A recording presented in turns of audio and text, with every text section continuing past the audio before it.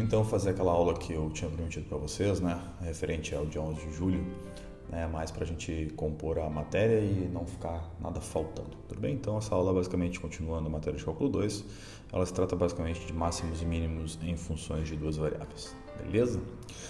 Então vamos lá, vamos ver o que a gente pode fazer aqui. Para que a gente vai encontrar esses máximos e mínimos, né? A ideia dessa aula basicamente é trabalhar com isso. Para que a gente encontre esses máximos e mínimos em funções de duas variáveis, muita coisa, assim como na verdade quase toda a matéria de cálculo 2, né, a gente vai ter que olhar para funções de duas variáveis, porém lembrar como era feito quando era uma função de uma única variável, ou seja, como era feito em cálculo 1, tudo bem?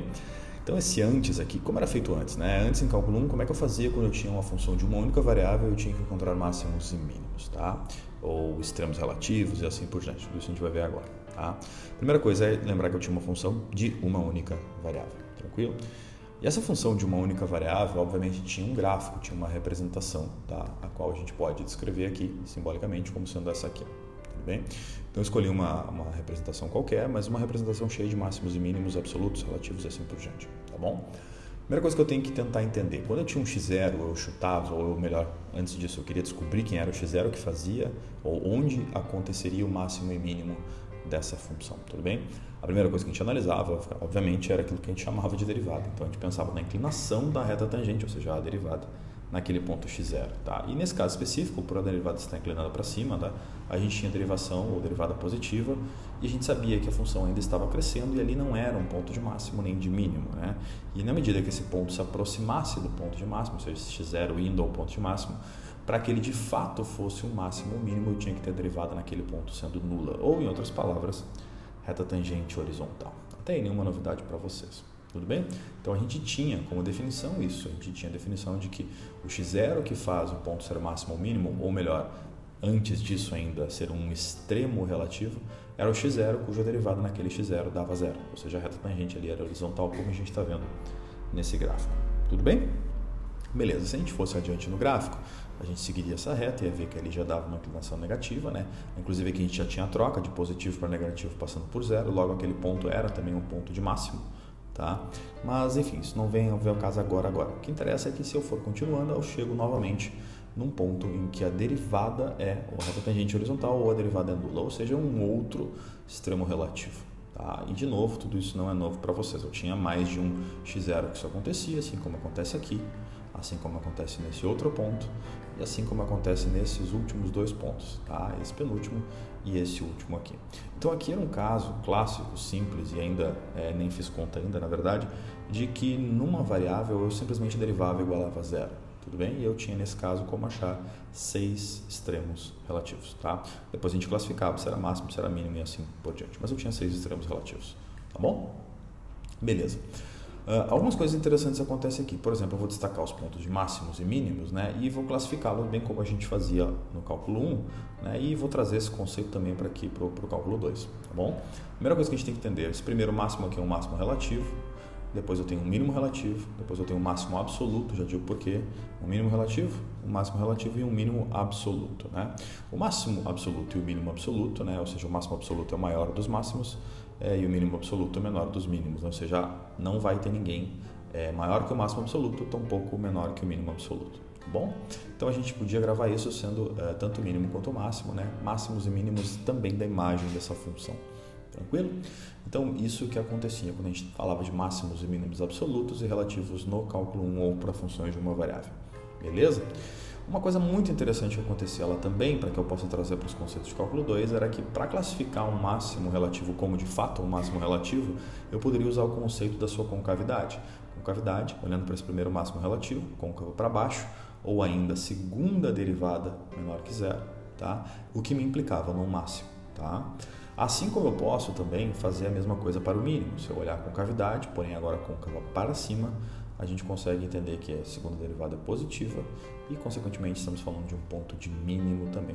Então, isso é aquilo que a gente chamava de teste da segunda derivada, que vai ser extremamente útil aqui também, numa versão um pouquinho mais complicada, mas nada tão absurdo, tá bom? Então, isso se mantinha para as outras concavidades. E a gente tinha aqui o teste da derivada segunda ou o teste da segunda derivada, como preferirem chamar. Beleza? Tá, chega de cálculo 1. Vamos direto agora para o cálculo 2. Tudo bem? Vamos deixar esse resuminho do cálculo 1 aqui do lado direito e vamos pensar o que aconteceria se nós tivéssemos agora um plano XY como domínio, tá? E não mais como onde tudo acontecia. Tá? Nós vamos adicionar aqui, obviamente, o eixo vertical Z e vamos tentar nos perguntar o que acontece num ponto x0 e y0 para que ele de fato seja um ponto de extremo relativo. E repare aqui que eu estou falando de um ponto de extremo relativo. Eu não estou falando de x0 como era no cálculo 1, estou falando de x0 e y0, ou seja, de um par ordenado x0 e y0. Sempre que eu falar no extremo relativo no cálculo 2, eu vou estar falando de x0 e y0. Por exemplo, 1 e 2 é um extremo relativo, ou 0 e 8 e assim por diante. Tá? Tem que ter sempre um par ordenado. Tá bom, gurizada? Bom, obviamente, essa função 3D ou essa função de duas variáveis, a partir do ponto x0 e y0, ela pode subir ou pode descer, isso vai depender do gráfico dela, tá? A gente não sabe aqui ainda quem é a função, mas o que interessa é que tem como saber isso.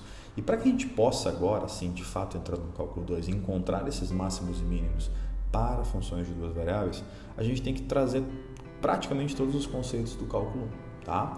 Para que isso ocorra de fato, como é que a gente vai fazer? A primeira coisa que a gente tem que fazer aqui, ou a gente tem que pensar, é imaginar uma superfície 3D, né, um gráfico 3D, como esse aqui que eu coloquei, que eu gerei aqui em Python. Vou deixar até o código aqui no comentário do vídeo para vocês, tá? É bem simples.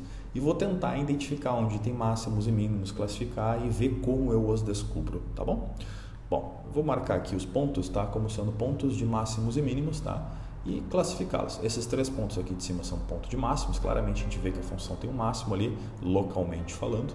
E os outros pontos de baixo são pontos de mínimo, tudo bem? Onde também temos valores em que fazem essa função localmente ter pontos de mínimo, tudo bem? Esse primeiro aqui relativo, esse outro aqui relativo também, e o lá de cima, máximo absoluto, tá? Depois, tantos mínimos, 2 relativos e um absoluto, né? Um exemplo bem simples, né? Que a gente tem aqui só para classificar esses caras, beleza? E aqui a gente usa o mesmo conceito. Imagina que existe uma parede que é reflexo de tudo isso, uma parede, obviamente, no eixo Z, paralela ao eixo Z, afinal ela vai nos dar a escala em Z, onde eu pudesse, entre aspas, espelhar ou encostar esses pontos para que de fato eu imaginasse, olha, esses são máximos e mínimos relativos na sua ordem, na ordem vertical, tudo bem? Até botei na mesma escala de cor aqui para que a gente pudesse imaginar o que está acontecendo. Tranquilo? Então, isso são máximos e mínimos relativos de uma maneira conceitual, usando funções de duas variáveis, tá bom? Beleza, como isso funciona? Repara do lado esquerdo que eu coloquei aqui fx igual a zero, fy igual a zero, dizendo que isso são extremos relativos. Então, é a minha tentativa de tentar mostrar para vocês que o procedimento para encontrar um extremo relativo ainda é o mesmo. Como assim? Imagina que eu tenho uma função aqui que seja um paraboloide invertido, tudo bem? Esse paraboloide invertido centrado em 3 e 3, cuja equação é dada por essa aqui embaixo, ou seja, né, seria o que a gente teria como x quadrado mais y quadrado com um menos na frente, ou seja, invertido, só que centrado em 3, então ao invés de x quadrado, x menos 3 ao quadrado, ao invés de centrado em 0 em y, centrado em 3 também, seria y menos 3 ao quadrado ao invés de y ao quadrado, tá? E aquele 2 ali da frente é só para subir 2 unidades para cima, tá bom? Então essa é uma equação muito simples de um paraboloide centrado em 3 em 3 e beleza. O que a gente sabe? A gente sabe claramente por esse desenho aqui, a gente consegue ver que isso é de fato, ou aquele ponto 3 e 3, é um ponto onde ocorre o máximo da função. A questão toda é que eu não quero só olhar para ele, eu quero descobrir, como é que eu faço para descobrir que de fato é ali, tá? A primeira coisa que a gente vai fazer é imaginar que existe um corte na direção de y, tá? E que existe um corte dessa função na direção de x. Eu propositalmente estou cortando aqui numa maneira que passe pelo ponto 3 e 3, tá? Ambos os cortes, tanto na direção de x quanto na direção de y. E se eu faço a reta tangente tanto na direção de y quanto na direção de x e aplico no ponto 3 e 3, algo extremamente interessante acontece, ou seja, eu tenho derivada parcial nula em ambos os casos, teria que ser em ambos os casos, tá? E assim a gente está vendo que existe de fato uma maneira de encontrar 3 e 3 como sendo esse extremo relativo, tá? Como eu faço isso? Então, visualmente é assim que a gente vê, ou seja, de novo, é a mesma ideia, a diferença é que ao invés de uma variável eu tenho duas para fazer agora, tá bom? Bom, o que a gente pode fazer para confirmar isso? Bom, para a gente confirmar isso, a gente pode fazer conta, né? Por exemplo, a gente vai pegar f de xy e vai fazer esse procedimento, ou seja, vai derivar em relação a x e vai derivar em relação a y, tá? A derivada aqui é relativamente muito simples, né? E quando a gente iguala esses valores dessas derivadas iguais a zero, a gente descobre os dois valores, ou seja, x igual a 3 e y igual a 3 são justamente o par ordenado ou o ponto que faz com que nós tenhamos aqui um extremo relativo, nesse caso específico, um claramente de máximo, tudo bem? Então é isso, é muito simples, tá bom? Porém, nem tudo são flores, né? Vamos supor que eu troque aqui a superfície e tenha agora como uma superfície um paraboloide hiperbólico. Tudo bem? Cuja equação agora está centrada ali em 2 e 2, ao invés de 3 e 3. E aqui só troco o sinal, né? X positivo e Y negativo. Também subi 2 unidades para cima. O que me interessa agora é que eu vou fazer algumas coisas e mostrar para vocês que nem sempre só buscar extremos relativos nos basta, tá bom?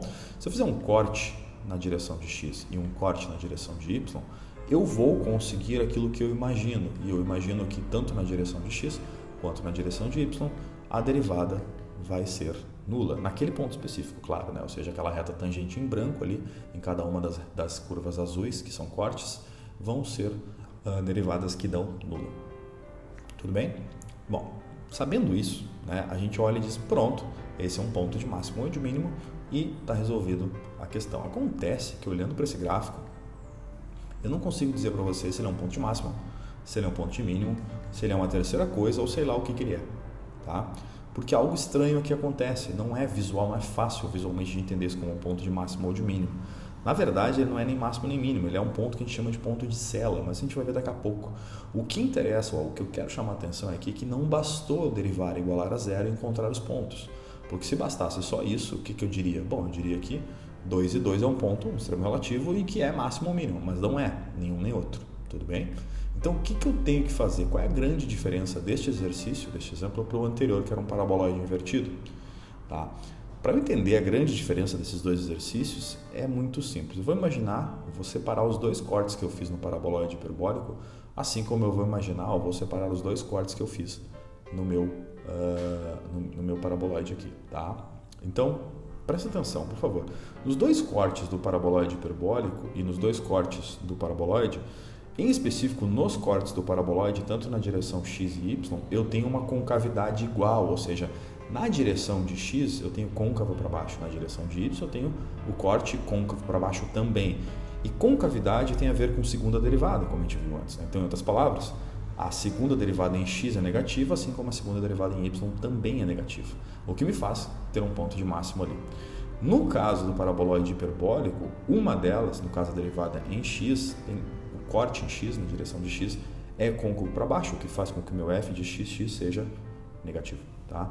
Porém, o corte na direção de y é côncavo para cima, o que me faz com que a minha segunda derivada na direção de y seja positiva e não mais negativa.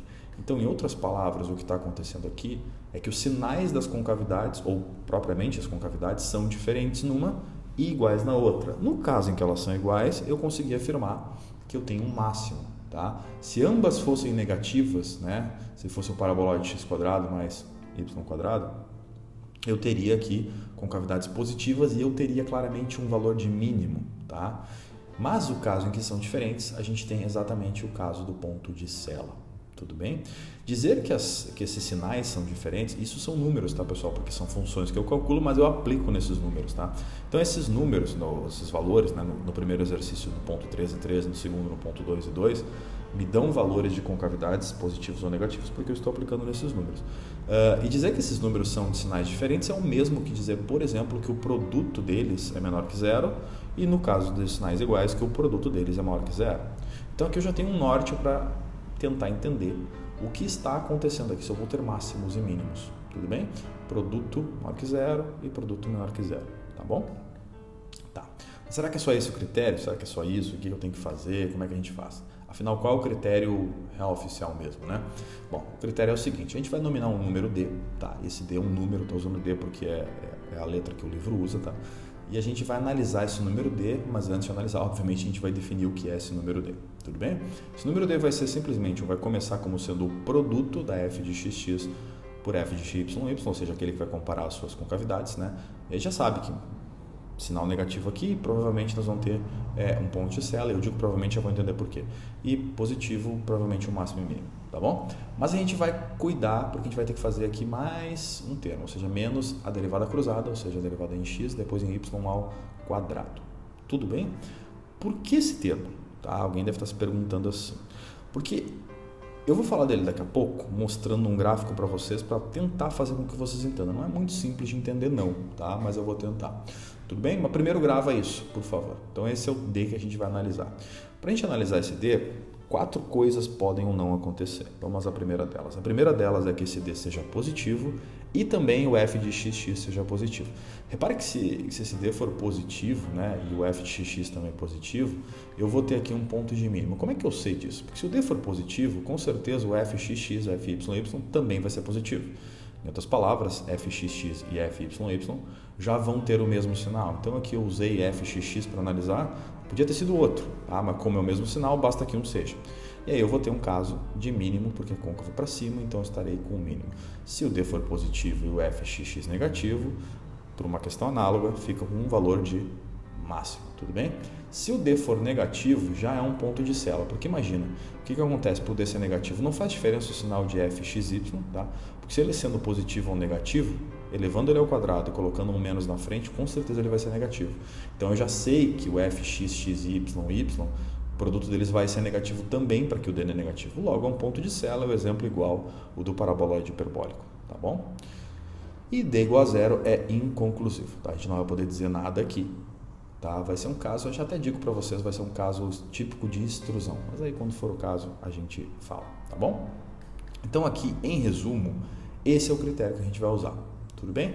Mas voltando aqui ao termo f de xy, tá? Por que essa porcaria desse termo está ali no D e por que ela faz diferença no meu problema? Tranquilo? Tá. Para a gente ver isso, eu vou fazer o seguinte, eu vou colocar aqui um gráfico para tentar explicar para vocês. Eu vou escolher uma função muito simples, tá? x² mais y², que viria a ser um paraboloide, mais o termo p, que eu destaquei em laranja, vezes xy, que é um termo cruzado. Repare que um termo cruzado, a gente chama de cruzado, porque ele vai aparecer na derivada cruzada. Porque se fosse só x ou só y, a f de xy, que é o termo em verde, seria nula. Tudo bem? Então, esse termo xy vezes uma constante p, tá, é justamente um valor que faz com que a gente entenda ou tente entender o que está acontecendo. Em outras palavras, o termo cruzado ele começa a mudar todas as concavidades do gráfico. Tá? E como é que eu analiso isso? Primeira coisa que eu vou fazer é separar esse P e colocar esse gráfico aqui para P igual a zero, tudo bem? E vou variar esse P entre menos 5 e 5, beleza?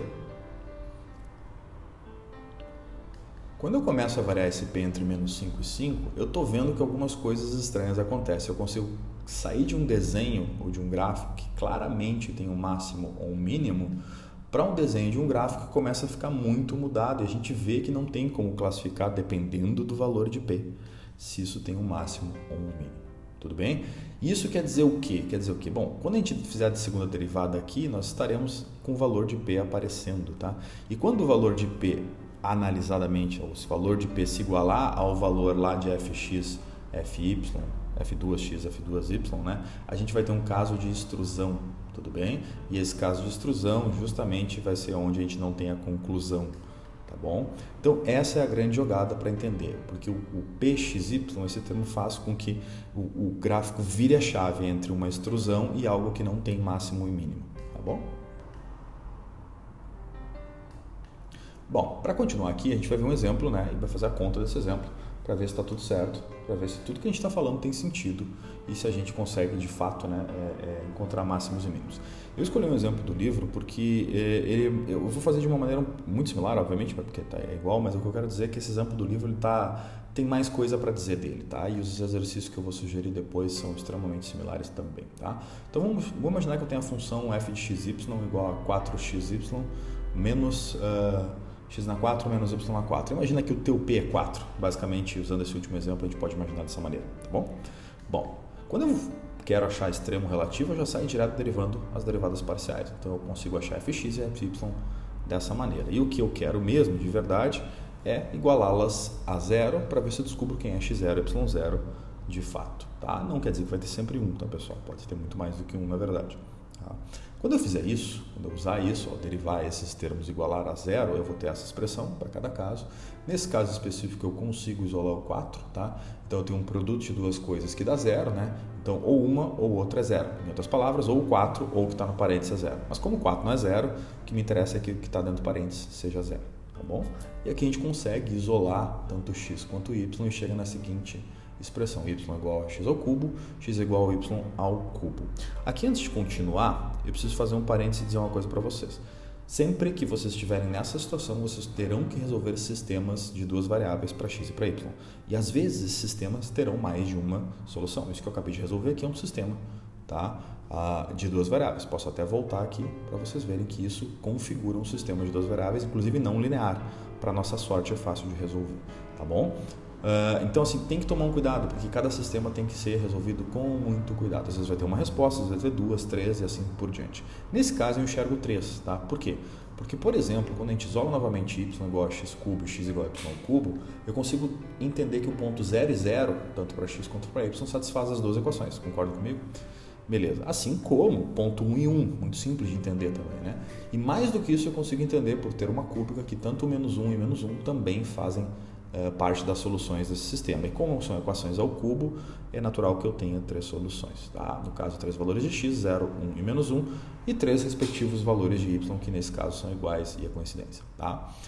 Professor, eu ainda não acreditei no senhor. Como é que eu resolvo isso se eu não souber olhar e fazer? Beleza. Simplesmente pega y igual a x ao cubo e substitui na segunda equação. Tá? Ou seja, eu vou ter x igual a x ao cubo.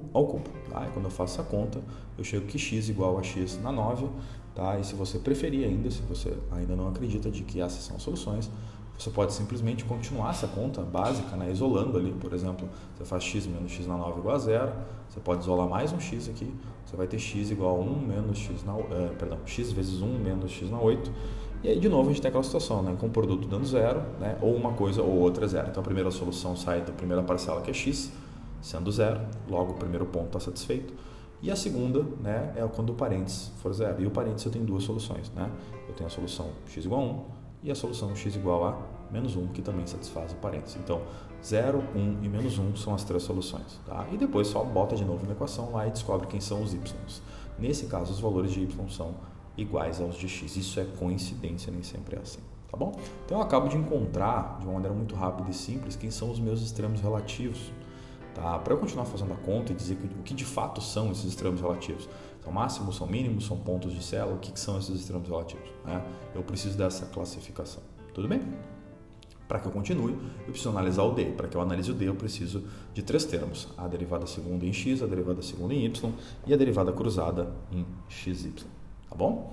Bom, tendo esses três caras e tendo os três pontos, não tem mais o que fazer. É só colocar os pontos ali e verificar o que de fato cada um deles é e o que cada um deles representa. Tá?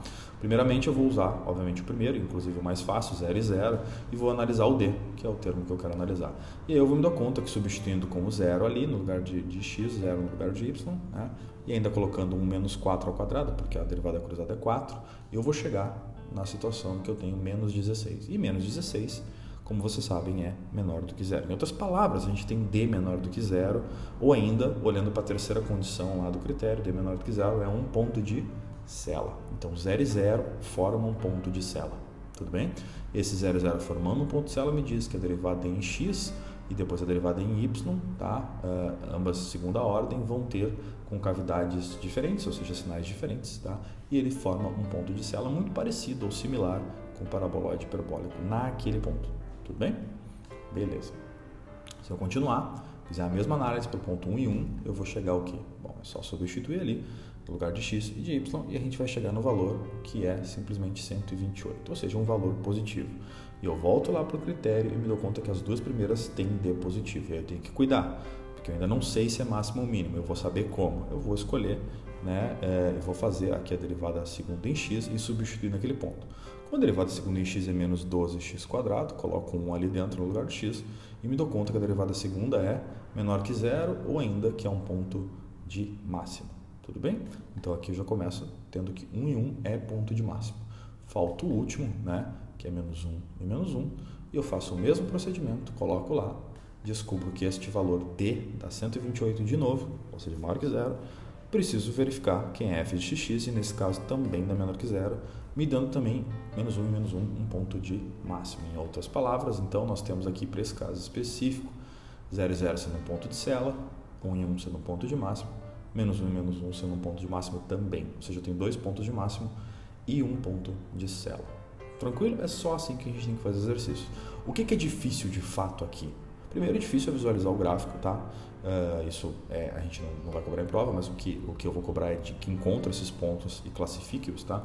E difícil também, talvez seja mais difícil, é resolver o sistema que a gente geralmente vai ter quando a gente tiver fx igual a zero, fy igual a zero, tá? Isso é uma coisa que talvez, né, assim, como a gente vê em álgebra linear, vai ter sistema linear, vai ter, enfim, vai dar para resolver, mas em geral se resolve pegando uma equação, isolando uma das variáveis e substituindo na outra, tá bom? É assim que a gente consegue resolver esse tipo de problema, tá? Bom, vamos verificar se isso está certo, se tem sentido, vamos colocar o gráfico aqui, né? Então, vamos imaginar aqui que x, y e z, né? Vou colocar aqui o gráfico, também fiz em Python esse gráfico aqui, e vou marcar os pontos exatamente onde estão, tá? Então aqui eu tenho os dois máximos relativos acontecendo 1, 1, menos 1, menos 1, e o ponto de cela bem no meio, acontecendo em 0 e 0. Tá? Aqui eu subi um pouquinho o gráfico para cima, na verdade o ponto de cela em 0 e 0, né? Então me daria f de 0 e 0, me daria em 0 também, seria lá embaixo. Eu subi só para levantar o gráfico e olhar ele um pouquinho melhor. Mas tudo bem? Então o que acontece é que esse ponto aqui é o ponto do meio, no caso é o ponto de cela, e a gente encontrou rapidamente, tá? Os 3 pontos e classificou eles nesse caso específico. Ah, mas e o máximo e relativo absoluto? Como eu faço? Aí vai depender, se você tiver regiões limitadas ou não limitadas, né? A gente vai comentar isso depois em aula, tá? Mas em prova mesmo eu quero que vocês saibam classificar onde são máximos e mínimos relativos, ou melhor, máximos e mínimos e pontos de cela, usando esse critério deste número D. Tudo bem? Bom, para mim, o mais importante aqui é o que eu quero aqui é que vocês resolvam, né, os exercícios da seção 13.8, de 1 até 4, tá? E de 9 até 20, que são exercícios no estilo que vão cair na prova. Tudo bem? Então, olha, isso é errado, exercícios 2 vezes, peço perdão para vocês, mas enfim, tá? De 1 a 4, de 9 a 20, por favor, façam esses, porque esses são exatamente similares ao que eu resolvi aqui, né? Ao que eu usei na teoria para a gente aprender e ao que eu quero que vocês façam, para que vocês façam e saiam muito bem nessa prova, beleza? Então tá, até o próximo vídeo.